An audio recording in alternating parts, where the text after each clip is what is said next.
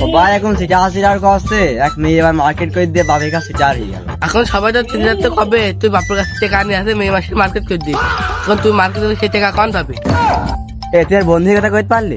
তুই যা করি বেড়াচ্ছিস তোর বাপের কাছে করতেই হবে। তুই থাক, আমি আয়। হ্যাঁ, তুমি তোমার ছেলেদের টাকা পয়সা দিয়েছো, কি কথা তুমি তা জানো?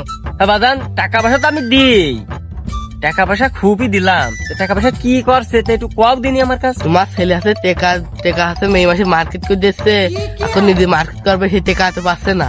উরে বাবা বাবা, তুমি কি শুধাইছি ভাইস্তি?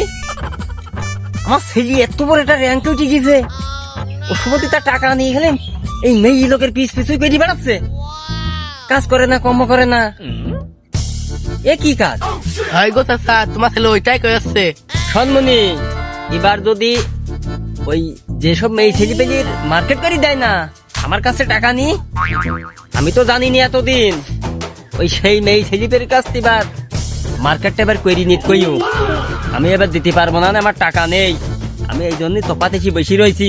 তুমি ঠিক পেলি কি আমি বাপু এখানে আমি আইছি? খালি আমি জানি তুমি কোন বসো, খালি তোমার ছেলেকে আমি কই আসি।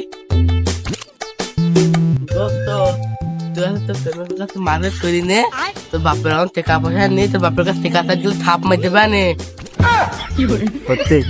হ্যাঁ, তোর বাপ কি বলে জানে, তুই প্রেমিকের কাছ থেকে যদি মার্কেট করে নিতে পারিস তাহলে তোর বিয়ে দিতে পারে। কি